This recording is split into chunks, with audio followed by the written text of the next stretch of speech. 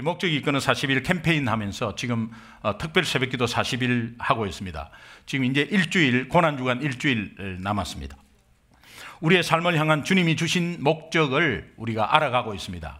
첫 번째 예배, 교제, 훈련, 사역, 이 네 가지를 우리가 다시 한번 결단하고 다시 한번 기본기를 갖추었습니다. 오늘 하나님이 마지막으로 다섯 번째 주신 우리 인생의 목적, 전도에 대해서 함께 살펴보도록 하겠습니다.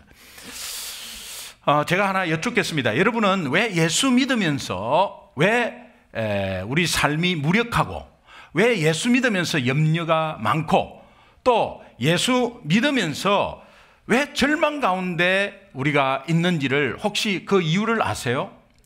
내가 예수 믿고 있으면서도 내가 무기력해, 내가 예수 믿고 있으면서도 절망과 근심 속에서 한 주간을 보냈다면 여러분 잘못 보낸 것입니다. 그 원인에 대해서 우리가 다시 한번 짚고 넘어가야 합니다. 다시 말하면, 전체적으로 말하면, 내가 예수 믿는데 왜 무기력한가? 내가 예수 믿는데 왜 초라하게 보이는가? 내가 왜 예수 믿고 있는데 안 믿는 사람보다도 왜 더 못한가? 이런 것에 대해서 여러분 한번 심각하게 생각해 보시면 그 원인은 단 하나입니다. 단 하나입니다. 원인은 복잡할 필요도 없습니다. 단 하나입니다. 여러분이 받은 복음을 놓치고 있는 것입니다. 복음은 30년 되신 은퇴하신 목사님도 매일매일 되새겨야 할 기독교인의 본질입니다. 복음은 초신자의 입문서가 아닙니다. 복음 다 압니다. 그거 뭐 처음에 다 예수 믿을 때 들었죠. 그런 게 복음이 아닙니다. 사도 바울은 로마 교인들한테 내가 될 수 있는 한, 할 수 있는 한 너희들에게 전하고 싶은 게 있다. 그것은 복음을 부끄러워하지 말아라. 복음을 부끄러워하지 말아라. 이 복음은 하나님이 주시는 능력이다 라고 하면서 복음을 되새길 것을 굉장히 강력하게 강조하고 있습니다. 오늘 우리 삶 가운데 한 주간을 여러분은 살아가면서 내가 왜 한 주간에 염려 걱정이 많았는가? 왜 절망 가운데 있었는가? 내 삶이 굉장히 복잡해요. 내 삶이 어려워요. 힘들어요. 그 상황 가운데 예수 믿으면서 내가 왜 무기력하게 있었는가? 그것은 복음을 놓치고 있었기 때문입니다. 그렇다면 복음이란 무엇인가? 복음이란 무엇입니까? 많은 분들한테 제가 복음을 여쭙게 되면 복음이 무엇입니까? 기쁜 소식. 복음이 무엇입니까? 예수 그리스도. 복음이 무엇입니까? 하나님 말씀. 복음이 무엇입니까? 예수님 십자가에 못 박혀서 돌아가신 것. 복음이 무엇입니까? 나의 죄를 사하여 주신 것. 그렇게 말씀합니다. 여러분, 브로큰 잉글리시가 뭔지 아십니까? 브로큰 잉글리시가 문법이 틀린 게 아니에요. 길게 말을 못해서 짧게 하는 것이 브로큰 잉글리시입니다. 복음을, 여러분이 예수를 진정코 믿는다고 한다면 복음을 브로큰 복음으로 말하면 안 됩니다. 여호와의 증인에게 여호와의 증인이 무엇입니까? 여호와의 증인이 뭡니까? 이렇게 물어보면 여호와의 진정한 이름을 아십니까? 시작해가지고 30분 동안 숨도 안 쉬듯이 막 이야기를 합니다. 여호와의 증인 어느 누구를 잡아도 여호와의 진정한 이름이 무엇인지 아세요? 하면서 시작해가지고 30분을 쉬지 않고 막 침을 튀어가면서 확신을 가지고 막 말을 해요. 진리를 가지고 있지 않는 이단이 이렇게 강하게 이야기한다면 진리를 가지고 있는 사람은 최소한 10분은 이야기해야 될 거 아닙니까? 10분은 예수 믿는다면 말이에요. 그런데 예수 믿고 밖에서 어떤 사람이 그러세요? 교회 다니세요? 그럼 복음이라는 게 그게 뭡니까? 그러면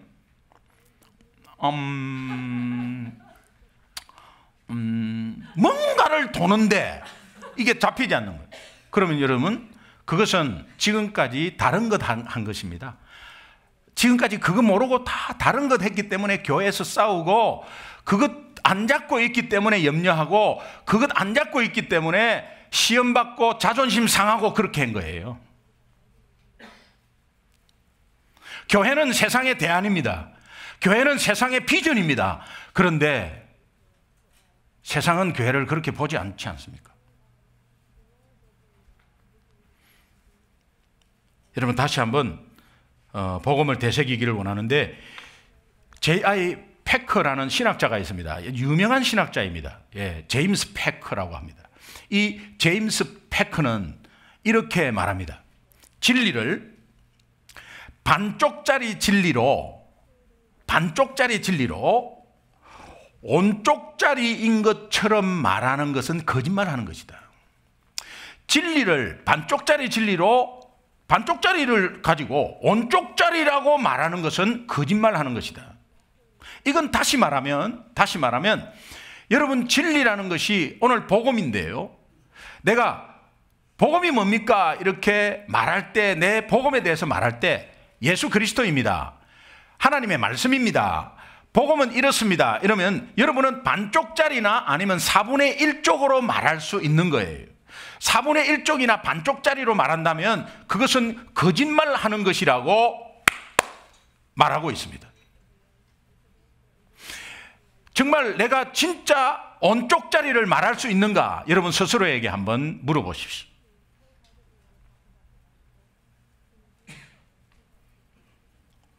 제가 오늘 다시 한번 온쪽짜리를 말씀해 드리겠습니다. 굉장히 심플합니다. 복음은 하나님에 대해서 말을 해야 합니다. 복음은 인간에 대해서 말해야 합니다. 복음은 예수님에 대해서 말해야 합니다. 복음은 믿음에 대해서 말해야 합니다. 이 네 가지를 꼭 말해야 합니다. 그래서 전도 폭발이나 사형리나 브릿지 전도나 이 네 가지는 다 들어가 있습니다.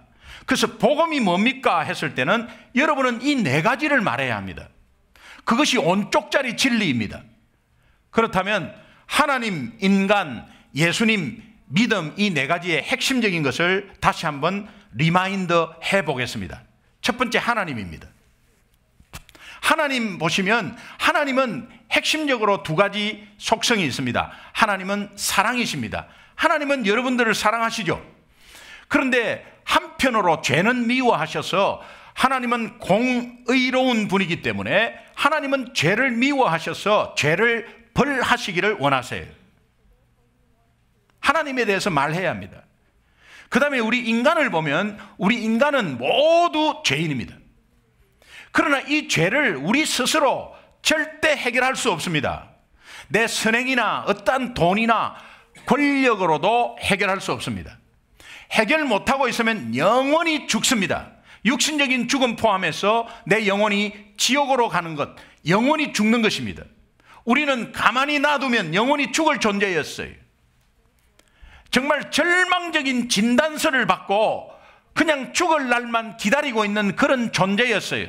이 땅에서는 우리 죄를 해결할 사람이 전혀 없습니다. 이 사실을 아시고 하나님은 이 땅에 예수님을 보내주셨습니다. 복음은 예수님에 대해서 말을 해야 합니다. 그래서 이 예수님이 죄 없는 동정녀 탄생으로 죄 없이 인간의 모습으로 오셨습니다. 그러면서 이분은 참 하나님으로 오셨습니다. 우리가 절대로 해결할 수 없는 이 죄 문제를 그분은 십자가의 생명을 바치심으로 죄값을 치루어 주셨습니다. 그분은 3일 만에 하나님임을 나타내기 위해서 3일 만에 부활하셨습니다. 이 사실을 내가 믿고 입으로 시인하면 하나님의 자녀가 됩니다. 이것이 복음입니다. 다시 말하면 복음은 앞에 자 믿음의 뒤에 자를 따서 복음은 하인 예음, 하나님 하자, 인간 이자, 예수님 예자, 믿음의 음자. 복음은 하인 예음을 가지고 있어야 합니다. 복음이 뭡니까? 이러면 하인 예음을 말해야 합니다. 기억이 안 나시면 하늘을 한번 보시면 하나님, 땅을 한번 보시면 땅 위의 인간, 다시 하늘을 보시면 성천하신 예수님, 그 다음에 마음으로 믿는 거니까는 중간에 이렇게 중심을 딱 잡으면 됩니다. 그래서 생각 안 나면 복음은 이러면 됩니다. 그게 복음입니다. 여러분이 기억 안 나시면 하늘을 생각하면 하나님, 하나님은 사랑과 공의로운 하나님, 그 다음에 땅에 우리 인간은 절대 모두 죄인이고 스스로 해결할 수 없고 마지막은 영원히 죽는다. 그 다음에 하인예, 예수님은 이 땅에 오셔서 참 인간 참 하나님으로 그런 가운데서 우리가 할 수 없는 죄 문제 십자가에서 해결하셨다. 그분 3일 만에 부활하셨다. 내가 이것을 믿고 입으로 시인하면 하나님 자녀 된다. 이것이 복음입니다. 하나님 자녀 됩니다. 그러니 당신 예수 믿기를 원하십니까? 이렇게 하시면 돼요. 이것이 파워입니다. 로마서 1장 16절에 보면요, 복음은 모든 믿는 자에게 구원을 주시는 하나님의 능력이다 그랬어요. 여러분, 이것이 내 머리로 알고 내 가슴으로 내 것으로 만들고 이것이 내 삶 속에 이제 적용을 한번 해보면, 여러분, 어려운 문제가 막 있죠. 너무 어려운 문제가 있습니다. 근데 이걸 어떻게 해결하느냐, 막 기도하고 이런 것 좋습니다. 그런데 이 어려운 문제 앞에 복음을 되새겨 보십시오. 그러면 우리가 가장 어려웠던 것은 죄인이었어요. 이거는 누구도 해결해 줄 수 없어요. 어느 누가 내 대신 생명을 대속한단 말입니까? 하나님이 우리를 사랑하셔서 그렇게 예수님을 보내주시고 온전한 인간으로 어머니 뱃속에서 자라게 해요. 그러나 남녀 간의 관계에서 태어나지 않게 하나님의 능력으로 동정녀 처녀의 몸에서 잉태를 해요. 그렇게 해서 10개월 자라게 해가지고 인간의 크레딧이 확실하지 않습니까? 어느 날 인간이라고 하면서 자기가 예수님이라고 인간의 모습으로 나 예수다 라고 어느 날 크레딧 없이 갑자기 나타나는 것은 이단이에요. 그래서 한국에는 자칭 예수라는 사람이 47명이 있습니다. 세계 전체는 2,000명이 넘는다고 합니다. 크레딧이 없어요. 그 크레딧은 이미 700년, 800년 전에 예언한 크레딧이에요. 어느 종교에도 찾아볼 수 없어요. 이것을 다시 한번 되새기면 내가 절망적인 진단서 앞에 지푸라기라도 하나 잡아야 되는데 하나님이 이것을 주셔서 나를 하나님의 자녀 삼으시고 내 죄를 대신 십자가에 사하여 주셨어요.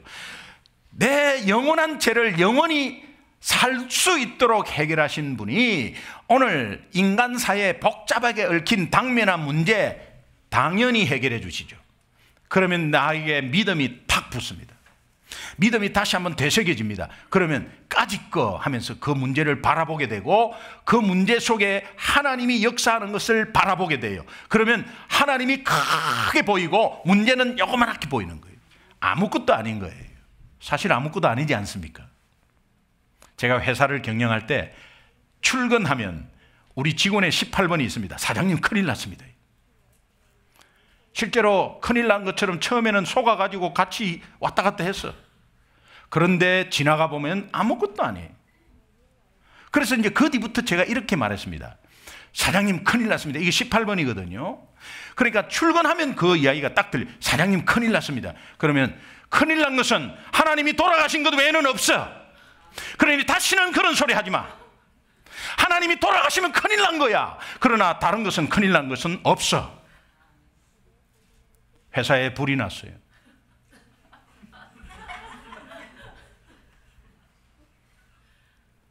큰일 난 것이 아니었어요. 그 불난 것 때문에 얼마나 유익한지 다 나왔어요. 서류도 하나 갖고 나오지 못하고 다 나왔어요. 강남문구, 서울 강남문구 삼성동에 소방차 17대 왔습니다. 근데 나중에 그것 때문에 보험 타먹고요. 난 미안해 죽겠어요. 그리고 3분 만에 꺼졌어요. 근데 나중에 보니까는 어디서 잘못해서 하여튼 그 전기 누전이었더라고 보니까. 그런데 그것이 하나님이 나중에 이 선으로 바꾸시는데 놀랍습니다. 그런데 그 모습 속에 사장이 괜찮다, 걱정하지 마라, 계속 이 말만 하니까 직원들이 무슨 이야기인지 이해가, 지금 불 났는데 안에 서류 다 있는데 사람만 다 나왔나 확인해봐라. 확인했어요. 그거로 그럼 괜찮다. 그 괜찮다는 말이 하나님이 힘을 실어 주셨어요. 여러분 지금 아둥바둥하는 인생의 문제 아무것도 아닙니다. 여러분이 받은 구원과 복음을 되새기면 아무것도 아니라니까요. 옆에 사람하고 서로 간절히 한번 인사합시다. 아무것도 아니래. 아무것도 아니래. 아무것도 아니래. 아무것도 아니에요. 믿으시면 크게 아멘. 그러면 여러분, 오늘 이것이 하인예음, 이 복음을 듣고 내 것으로 만들려면 내가 마음으로 믿어 의에 이르고 입으로 시인하여 구원에 이른다는 로마서 10장 10절의 말씀을 근거하고 요한복음 1장 12절에 영접하는 자, 곧 그 이름을 믿는 자에게 하나님의 자녀된 권세를 주신다는 말에 의거해서 여러분 한번 믿음으로 같이 한번 제 기도를 한번 따라해 보세요. 이 기도는 리마인드하고 재확신하고 리컨펌하고 다시 한번 확신 없으신 분은 이 기도로 확신을 얻기 바랍니다. 여러분 눈 감고 하는 기도도 기도지만 눈 뜨고 같이 따라하는 것도 기도예요. 같이 한번 따라합시다. 하나님 아버지, 저는 죄인입니다. 예수님이 나의 죄 때문에 십자가에 고통당하시고 생명을 바치시고 3일 만에 부활한 것을 믿습니다. 이것을 믿음으로 내 죄가 완전히 해결받았음을 믿습니다. 이제 예수님을 나의 주인으로, 나의 구원자로 내 마음속에 영접합니다. 성령으로 오셔서 나의 삶을 책임져 주옵소서. 예수님 이름으로 기도합니다. 아멘. 확신과 재확신을 가진 줄로 믿습니다. 복음은 따라합시다. 복음은 하인예음. 어려울 때마다, 힘들 때마다, 걱정할 때마다, 힘이 없고 좌절하고 비참할 때마다 이 복음을 되새기기 바랍니다. 다시 살아나는 능력이 있습니다. 분명히 믿으시고 이 복음 안에 분명히 많은 사람을 살리는 것도 말 잘해서가 아니라 이 복음 때문입니다.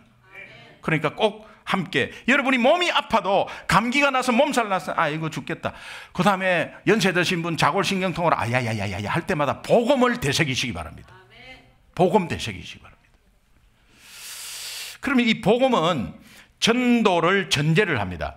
정말 기쁜 소식을 받았으니까 이것이 내가 살아났구나, 그러면 나도 전해야지 하는 마음이 막 절로 생기거든요. 그것이 전도예요. 그래서 복음은 전도를 전제를 해요. 누군가가 나한테 전도했기 때문에 그 복음을 받아들인 것 아닙니까? 오늘 우리 한국이 선교사 파송 2위 국가고 엄청난 부흥이 있었지만 1900년, 1800년 말에 어느 선교사님이 와서 복음을 전했기 때문에 이런 결과가 있지 않습니까? 그러니 나도 누군가는 전했다 이 말이에요.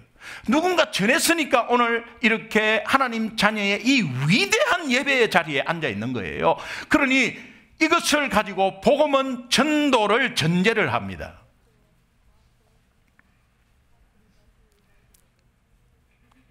복음을 놓치는 것은 얼마나 위험하냐? 복음을 놓치는 것은 개인 전도를 놓치는 거예요.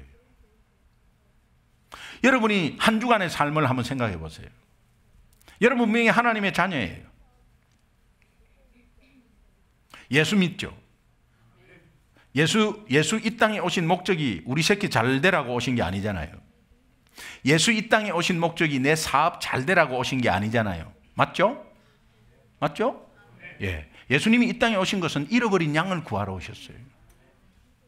나는 잃어버린 양이었어요. 예수님 그 목적에 오신 걸로 나 하나님 자녀 되었어요.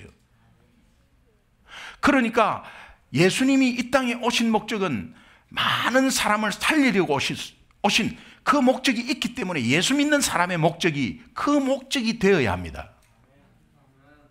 그렇다면 그 목적이 되지 않는 삶은 뭔가 잘못 가고 있다는 거예요. 예. 복음을 놓치고 있으면 개인 전도를 놓치고 있고 결국 주님이 주신 사명을 잃어버리고 있는 거예요. 노아 시대처럼 노아의 홍수가 왜 왔느냐? 먹고 마시고 장가들고 시집갔기 때문에. 이 말은 무엇이냐? 아무 영적 감각 없이 둔해 가지고 먹고 마시는데 일상성, 아주 평범한 일상성, 요것이 사람 죽입니다. 평범한 일상성, 요 일상성 속에 사탄이 요걸 이용해서 우리를 아주 영적으로 깔아뭉갭니다. 그리고 둔하게 만들어요. 노아 시대가 이런 것이 팽배해졌어요. 그래서 노아 시대를 표현하면 먹고 마시고 시집가고 장가가는 거예요. 오늘 먹고 마시기 위해서 일합니다. 그것을 하지 말라는 게 아니에요. 일하면서 하나님의 역사를 뽑아내고 오늘 시집가고 장가가는 그 속에서 하나님이 주시는 기쁨을 쟁취하셔야 돼요. 감사 조건이 없는 가운데 감사를 이끌어내는 능력이 있어야 합니다. 그런 가운데서 늘 아침에 출근하고 또 일어나서 하고 또 똑같이 하고 있으면요, 여러분 자꾸 죽을 날은 가까이 오잖아요. 그러니까는 다크서클은 자꾸 많아지고 피부는 처지고, 피부가 왜 처집니까? 예, 중력에 의해서 처지는 거예요. 중력에 의해서 처지고, 예, 그 다음에 자꾸 머리는 벗겨지고 이마는 자꾸 더 크게 되고, 예, 어느 날 갑자기 제가 개척하기 전과 개척한 후 지금 3년 지나서 보니까 이게 넓어졌어요. 넓어지니까 저는 좋아요. 왜? 너무 감사해요. 하나님이 저한테 잘했다 자꾸 쓰다듬길래 이렇게 해서 머리가 없어진 줄 믿습니다. 예, 저 개인적인 위로예요. 예, 여러분은 어떻게 생각할지 몰라도. 그러나 그런 상황 속에 우리의 삶의 모습을 보면 비참하고 희망이 없어요. 그런데 먹고 마시고 시집가고 장가가고, 그리고 아이들 시집 보내고 또 뭐 손자 보고, 예, 그럼 그 아이들 또 자라갖고 또 손자가 시집가고 장가가고, 그 다음에 또 먹고 살고, 이것이 우리 영적으로 아주 둔하게 만든다니까, 이게. 예. 그러니까는 이것이 오늘 우리의 이 일상성 속에서 영적으로 둔해져서 영적 전쟁에 패배를 해버려요. 여러분, 선교사 제가 한번 예를 들게요. 선교사 희망을 가지고 꿈을 꾸고 비전을 가지고 뜨겁게 이 땅을 떠났습니다. 대단한 거죠. 근데 선교사를 갔습니다. 처음에는 막 부푼 꿈으로 뭔가를 해요. 선교지에서 일이 잘 이루어지지 않습니다. 그러면 부딪히는 게 있죠. 그런 가운데서 힘듭니다. 그러면서 이제 이것저것 벌리기 시작합니다. 사역을 진전시키는 게 아니라 저는 이런 표현을 하고 싶어요. 벌려요. 이것저것. A 선교사는 신학교를 한다. 나도 신학교를 해. 막 이것저것 이제 막 벌려. 그러면 자기가 벌려놓은 것은 자기가 감당해야 되기 때문에 정신없이 그거 왔다 갔다 해. 하나님 일이잖아요. 하나님 일이에요. 하나님 일입니다. 정신없이 왔다 갔다 해요. 그리고 집에 오면 파김치 돼버려요.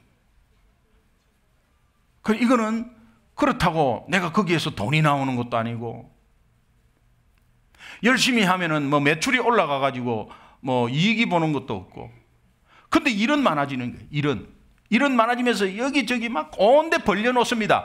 그러고 나서 그거 뒤치다거리 하라고 그냥 바쁩니다. 그것이 이제 바쁜 것이 어떻게 되느냐? 일상성이 돼버리는 거예요. 일상성이 되니까는 거기에서 영적으로 둔해지니까 나중에는 팍 깔아지는 거예요. 깔아지니까는 집에서 벌써 문제가 있고, 예. 그러니까 우리 선교사님들이 우리 교회에서 하는 영적 재충전 수련을 하면요, 원인이 뭐냐? 아차, 복음을 놓치고 있었구나. 사역하는데 복음을 놓치고 있었구나. 사역하는데 내가 개인 이벤젤리즘, 퍼스널 이벤젤리즘이 없었구나. 아차, 100% 확 일어나 버려요. 우리 고구마 전도 학교를 하면 아차, 내가 목적 의식을 잃어버렸구나. 아이고, 이거 안 되구나. 그러면서 나중에 일어나는 분이 한 20% 돼요. 그런데 선교사님은 다르더라고. 또 선교사님은 100% 일어나 버려요. 100% 일어나 버려요. 그거 회복돼요. 원인을 발견했어요. 그게 뭐냐? 퍼스널 이벤젤리즘. 여기에서 내가 복음을 되새기고 있으면 금방 하나님의 목적을 되찾고 이것이 일보다 막 벌리는 것보다는 정말 하나님을 기뻐하는 걸로 해야 되겠구나, 이런 느낌이 오게 돼 있어요. 오늘 본문 요한복음 17장 18절 함께 한번 보겠습니다. 같이 한번 읽습니다. 시작. 아버지께서 나를 세상에 보내신 것 같이 나도 그들을 세상에 보내었고, 저 세상에 주목하십시오. 세상에, 그것은 제자들에게 세상에 보냈다는 그 세상은 제자들의 삶의 터전이 갈릴리였어요. 그래서 갈릴리로 보냈습니다. 갈릴리로 보낼 때는 이제 나의 부활을 알리고 나의 말씀을 너 삶 가운데 이제는 증거해라고 보냈습니다. 오늘 우리를 불러서 부름받은 기쁨도 있고 하나님의 자녀된 특권이 있지만 이제는 보냄받은 사명도 함께 있어야 합니다. 그래서 그것이 예수 믿는 자입니다. 그래서 부름받은 기쁨과 특권과 자녀의 어떤 권세도 있지만 그 권세를, 특권을 가지고 세상에 나아가서 내 하는 일 가운데, 가정 가운데, 동네 가운데 내가 보내진 사명을 감당해야 그것이 진정한 크리스찬입니다. 그러나 제자들은 사명이 무엇인지 몰라서 갈릴리로 돌아가서도 다시 먹고 마시고 시집가고 장가가는 생활을 했습니다. 일상성으로 돌아간 것이죠. 목적의식 없이 일상성으로 돌아간 것입니다. 부활하신 예수님이 다시 한번 나타납니다. 요한복음 20장 21절을 함께 보겠습니다. 같이 읽습니다. 시작. 예수께서 또 이르시되 너희에게 평강이 있을지어다. 아버지께서 나를 보내신 것 같이 나도 너희를 보내노라. 부활하신 예수님이 불안에 벌벌 떨고 있고 염려 가운데 있는 제자들에게 나타나서 우선 마음에 평강을 줍니다. 그 평강이 사명을 회복하게 해요. 다시 한번 복음을 되새기게 하는 거예요. 오늘 이 제자들에게 주신 이 말씀이 오늘 우리에게 주신 말씀인 줄 믿습니다. 너희에게 평강이 있을지어다. 이 주님의 평강은 성령으로 인해서 함께 오는 거예요. 예수 믿으면 하나님의 영이 우리 속에 임했습니다. 그 임한 것은 이미 평강으로 임했습니다. 그런 이 평강은 모든 것이 세상 가운데서 이 평강이 사명을 회복하는 굉장한 파워예요.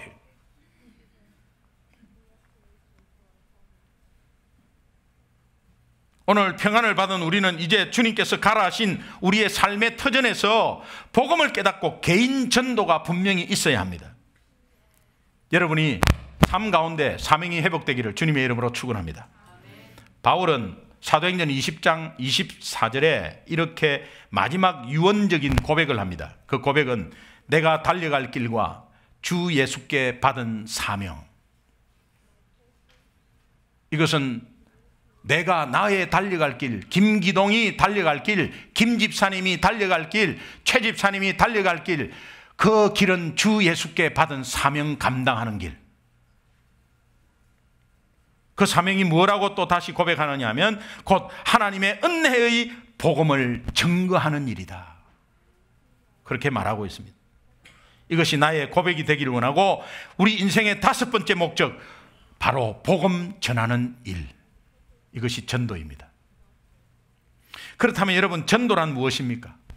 전도란 예수 믿으라 하는 것입니까? 단지 그렇게 하는 것입니까? 오늘 전도는 예수 안 믿는 자에게 예수 전하는 거예요. 그러나 우리 삶을 통해서 전할 수도 있고 내 말로 전할 수도 있고 내 확신으로 전할 수도 있어요. 그것을 잠시 보겠습니다. 우리 전도는 being, doing, telling이라고 합니다. 이것은 우리 삶 전체를 표현하는 말인데 따라합시다. 전도는 being, doing, telling. 첫 번째 being입니다. 이거는 나의 정체성인데요. 나는 왜 이곳에 살고 있는가를 생각해 보십시오. 나는 왜 이 직업을 갖고 있는가를 생각해 보십시오. 나는 왜 이 교회를 섬기고 있는가를 생각해 보십시오. 나는 왜 예수 믿고 있는가를 생각해 보십시오. 창세기 1장 28절을 한번 보겠습니다. 같이 한번 읽습니다. 시작. 하나님이 그들에게 복을 주시며 하나님이 그들에게 이르시되 생육하고 번성하여 땅에 충만하라. 땅을 정복하라. 바다의 물고기와 하늘의 새와 땅에 움직이는 모든 생물을 다스리라 하시니라. 모든 생명체는 생육하고 번성하고 충만하라는 축복의 명령을 주었습니다. 맨 마지막에 우리 인간을 창조하면서 두 가지 추가로 정복하고 다스리라고 했습니다. 그러니까 다른 생명체와는 인간은 다르다는 의미예요. 인간의 존재의 목적이 다르다는 의미예요. 어떻게 다르느냐? 너는 정복하고 다스릴 존재라는 겁니다. 우리는 정복하고 다스릴 존재입니다. 따라합시다. 정복하고 다스릴 존재. 하나님 아버지의 마음을 알아야죠. 열대어를 키우는 데에 그 열대어를 수족관에 가서 이제 플라스틱 백에 한 20마리 사옵니다. 20마리 사와가지고 집에서 바로 이 욕조에 그냥 물 틀어놔 놓고 바로 키우지 않지 않습니까? 어항이 하나 있습니다. 유리 어항이 있는데 그 유리 어항에 이제 물을 채워가지고 그냥 유리 어항에 아무것도 없이 물만 채워가지고 그 20마리 열대어를 바로 키우지 않지 않습니까? 어항을 준비하면은 밑에 모래를 깔고 그 다음에 수초나 아니면 가짜 수초라도 하고 물레방아 도는 시스템을 만들고 그러면서 이제 공기를 주입하는 그 공기 주머니에 공기에 이렇게 나올 수 있는 그 공기 공급기를 하나 만들고 그 공기 공급기 있잖아요. 예. 하는 게 있죠. 그 다음에 열대어는 새끼를 낳기 때문에 그저 새끼 놓고 나서 어미가 잡아먹어요. 그러니까 새끼를 가둘 조그만한 새끼 통도 따로 준비하고 위에 빛이 있어야 하니까 형광등을 켭니다. 그래서 물은 수돗물 받아놓고 한 3, 4일 지난 뒤에 소독 약품 좀 가라앉은 뒤에 그 물을 싹 넣어 주갖고 채웁니다. 온도계를 딱 해갖고 온도를 맞춥니다. 모든 것을 다 하고 나서 이제 플라스틱 백에 수족관에 사온 열대어 20마리를 이렇게 어항에 넣어주면서 이렇게 하시는 분이 있습니까? 며칠 살다가 죽어버려라. 그렇게 하시는 분은 없을 거예요. 모든 것을 하나님이 다 하고 나서 우리를 내주면서 죽어버려라 이렇게 하지는 않았을 거예요. 우리가 그렇게 정성스럽게 준비한 어항에 열대어를 놔주면서 오래오래 살고 새끼 많이 낳아라. 그리고 내 기쁨이 되어다오 하면서 그런 바람으로 내어놓듯이 하나님의 마음은 온통 천지를 창조하시고 나서 맨 마지막에 우리 인간을 내어놓으면서 정복하고 다스리래 이렇게 한 겁니다. 그런데 우리는 정복하고 다스리기는커녕 오히려 정복할 대상에 숨어 있습니다. 아담아 네가 어디 있느냐? 숨어도 숨은 게 아니죠. 하나님 손바닥에 있죠. 오늘 우리가 뒤에 감추고 해도 내 신분을 감추고 내가 예수 안 믿는 척 해도 하나님 손바닥에 있죠. 아담아 네가 어디 있느냐? 하나님이 몰라서 물은 게 아니에요. 몰라서 물으면 아마 이렇게 했을 거예요. 온 데 다니면서 아담 Where are you? Where are you, 아담? 그렇게 했을 거예요. 몰라서 그렇게 아담아 네가 어디 있느냐 이 말이 아니에요. What happened to you? 무슨 일이야? Why are you outside of me? 왜 내 밖에 있는 거야? 왜 숨어 있는 거야? 오늘 왜 세상에서 돈에 숨어 있는 거야? 왜 세상에서 초라하게 주저앉아 있는 거야? 너는 정복하고 다스릴 존재야. 죄로 말미암아 하나님을 떠난 우리 인간이 예수 그리스도로 말미암아 다시 하나님 안으로 돌아온 우리 인간에게 유효한 축복의 명령, 정복하고 다스리라.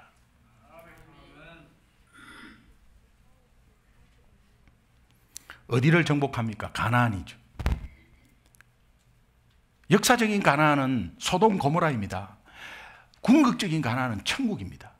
오늘 내가 살고 있는 가나안은 믿지 않는 세상을 말합니다. 믿지 않는 세상이 너무 큽니까? 그러면 내 앞에 안 믿는 그분이 바로 내가 정복할 가나안입니다. 오늘 내 앞에 내가 목사님 저는 3대째 신앙이라 주위에 믿을 사람 다 안 믿는 사람이 없습니다. 그러면요 여러분 그냥 주유소에서 한번 보세요. 기름 넣다가 아니면 마켓 가서 한번 관심 있게 보세요. 정복할 대상이 너무 많습니다.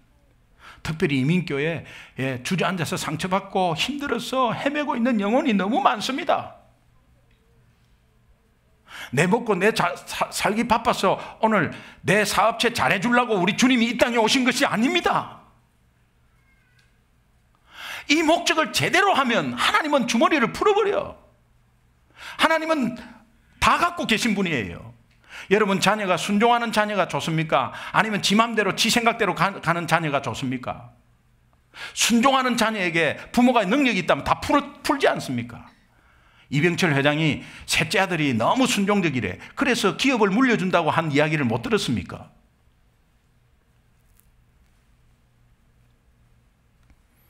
두 번째 두잉입니다. 두잉은 모든 영혼 구원에 초점을 가진 모든 행동을 말합니다. 이것도 전도의 한 부분입니다. 골로새서 3장 23절을 함께 읽겠습니다. 같이 읽습니다. 시작. 무슨 말을 하든지 마음을 다하여 죽게 하듯 하고 사람에게 하듯 하지 마라. 여러분이 죽게 하듯 하는데 음식을 먹으러 갔어요. 음식을 먹으러 갔는데 웨이트나 웨이트레스가 있습니다. 그러면 여러분이 셀폰을 내가지고 15% 계산하지 마세요. 팁을. 그냥 그때는 두리뭉실 22% 줘도 돼요. 그래 꼭 15% 하려고 계산하지 마세요. 정말 내 남편이, 내 아내가, 내 식구가 웨이트레스를 하고 있다고 생각하세요. 아니 예수님이 하고 있다고 생각하세요. 그러면서 한번 25% 주면 기둥불이 뽑힙니까? 제가 집회를 자주 나갈 때에 어느 지역에 가서 호텔에 있었습니다. 3일 4일 머무는 데에 이제 메이드의 메이드 이름이 있어요. 이름이 있는데 이제 나올 때 이렇게 적습니다. 당신 때문에 굉장히 편하게 하룻밤을 지냈다. 나는 여기에 이벤젤리칼 이벤트에 온 메인 스피커 누구누구 목사다. 당신 위해서 기도하겠다. 그리고 그냥 단지 $5 그냥 $5를 내놓고 그냥 올려놓고 나갑니다. 그 다음 날도 또 $5 놓고 나갑니다. 보통 아마 여러분들은 $1, $2 놓겠죠. 그러나 $5, $10 놔도 어떻습니까? 그건 놓습니다.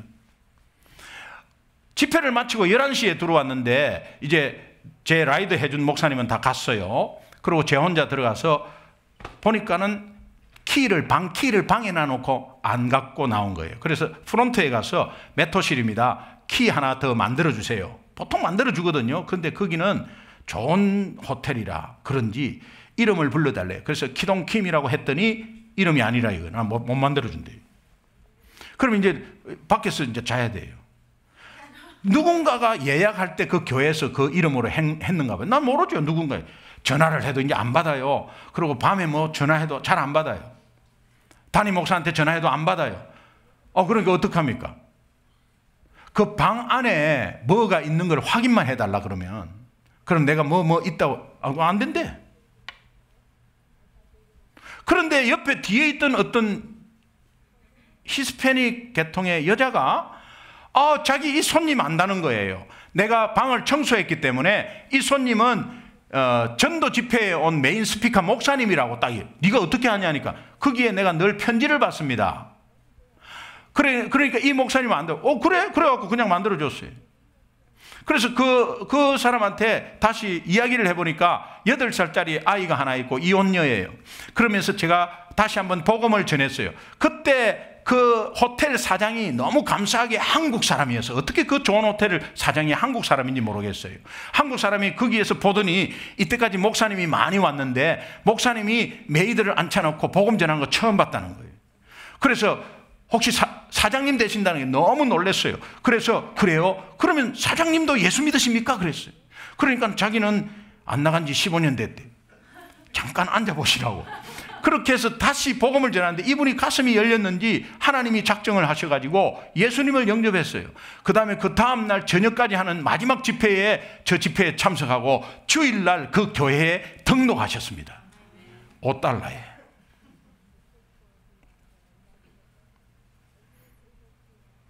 두잉이 굉장히 중요해요.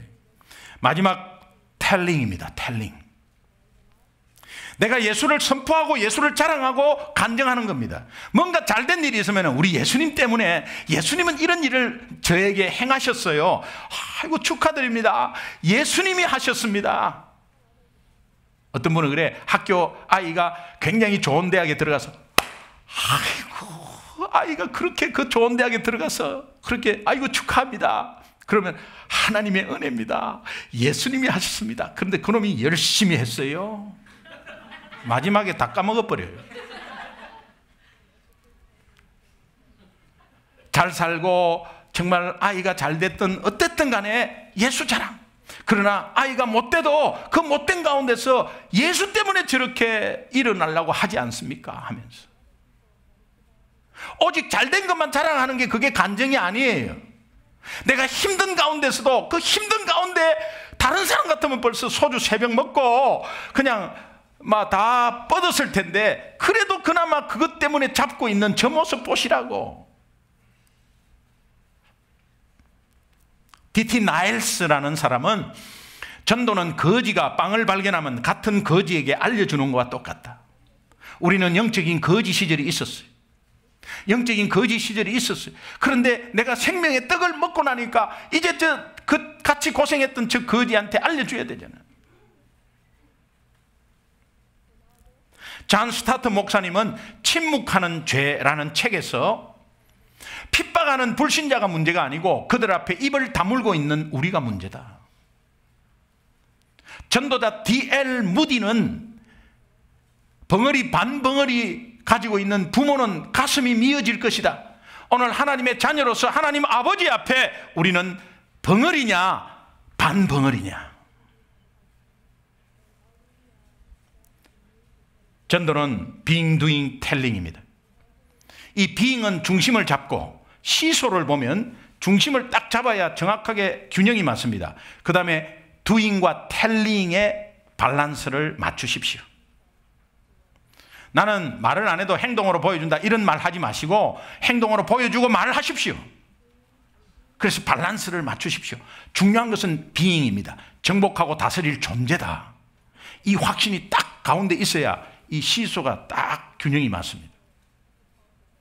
이것이 삶의 전체를 표현합니다. 전도는 삶 전체입니다. 우리 삶 전체가 전도입니다. 이 땅에서 천국에서 할 수 없는 두 가지 일이 있습니다. 그것은 죄 짓는 일과 복음 전하는 일입니다.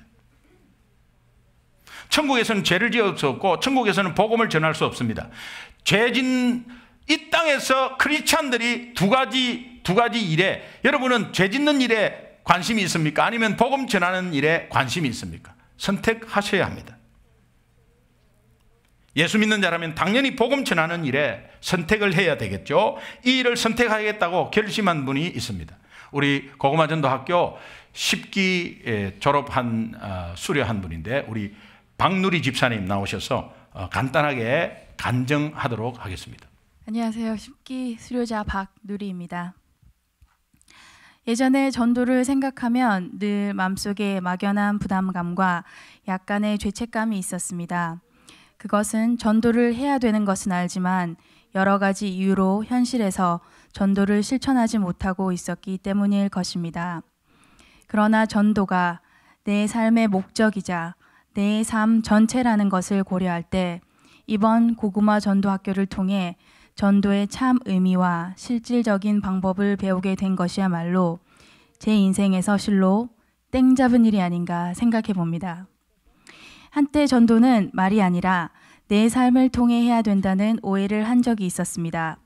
그러나 도잉만으로는 전도가 이루어지지 않고 내가 하나님 안에서 어떤 존재인지를 아는 being, 그리고 내 입술로 예수님을 전하는 telling, 이 세 요소가 균형을 이룰 때 비로소 전도가 이루어진다는 것을 알게 된 것은 굉장히 중요하고도 핵심적인 깨달음이었습니다.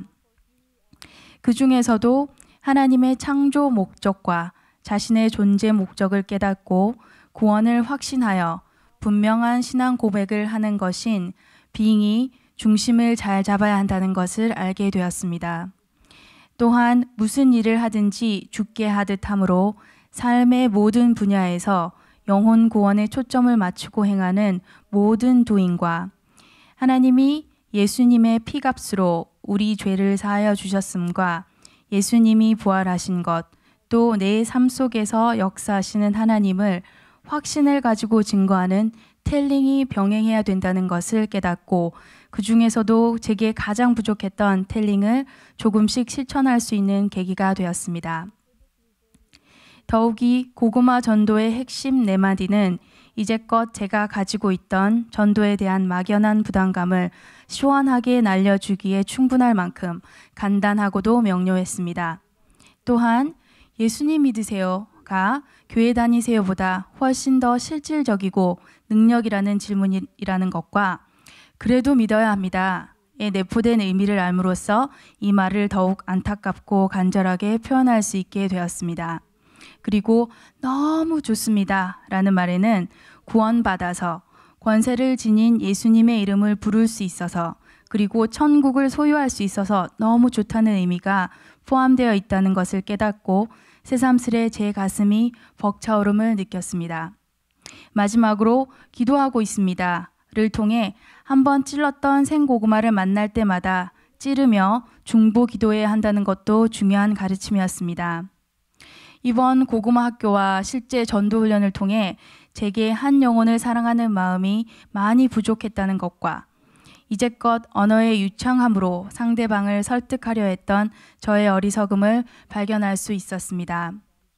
영혼을 사랑하는 마음은 먼저 나를 향하신 하나님의 몸과 마음과 뜻을 다하신 사랑, 곧 예수 그리스도의 십자가의 사랑을 진정으로 깨닫는 데서 비롯되는 것을 알았기에 늘 하나님의 사랑을 감사하는 습관을 가질 수 있게 되었습니다. 또한 실제 전도 훈련을 통해 한 영혼이 하나님께 돌아오기까지가 얼마나 힘들고 어려운가를 몸소 체험하게 되면서 한 영혼 한 영혼을 더욱 귀히 여기고 사랑하려는 마음을 가지게 되었습니다. 그리고 무엇보다도 복음은 하, 인, 예, 음이라는 것을 확신을 가지고 증거할 수 있게 되었습니다. 아직까지는 제가 만나는 모든 사람들이 고구마로 보이지는 않습니다. 하지만 그 날이 오기까지 복음의 젓가락으로 때를 얻든지 못 얻든지 열심히 찌르고 또 찌를 것을 다짐해 봅니다. 우리 사도행전 13장 36절에 보면 다윗은 당시에 하나님의 뜻을 쫓아 숨기다가 잠들었다, 이런 표현이 있습니다. 우리가 이제 40일 캠페인 고난주간 한 주를 남겨놓고 있습니다.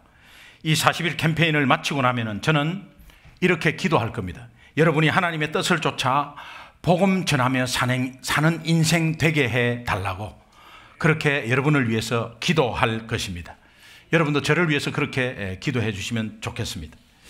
나중에 우리가 이 땅을 떠나서 묻힌 무덤의 묘비에 누구누구는 그녀의 인생에 복음 전하다가 복음 전하며 살다가 잠들다. 여러분, 이 땅을 언젠가는 떠납니다. 그런데 그 떠나는 그 비석 묘비에 누구누구 그는 자신의 세대에서 하나님의 뜻을 쫓아 복음 전하며 살다가 잠들다. 이렇게 서여져 있다면 아마 자손 대대로 엄청난 복음의 파워의 영향력이 아마 가게 될 것입니다. 사람들이 목사인 저를 두고 김기동 목사는 하나님의 뜻을 쫓아 그가 사는 동안에 복음 전하며 살다간 목사라고 기억한다면 저 인생에서 최고의 영광입니다. 앞으로 저도 그렇게 살려고 할 것이며 또 여러분도 같이 그렇게 살면 하나님께 영광이요, 또 여러분의 가지고 있는 기도 제목도 하나님이 하실 겁니다. 응답을 하실 겁니다. 내가 하나님이 일할 때 하나님은 내 일 하시는 거거든요. 이런 삶이 되기를 주님의 이름으로 축원합니다. 우리 구호 한번 하겠습니다. 제가 한 사람이 이러면 여러분은 한 사람씩 하겠습니다. 한 사람이 나도 합시다. 할렐루야.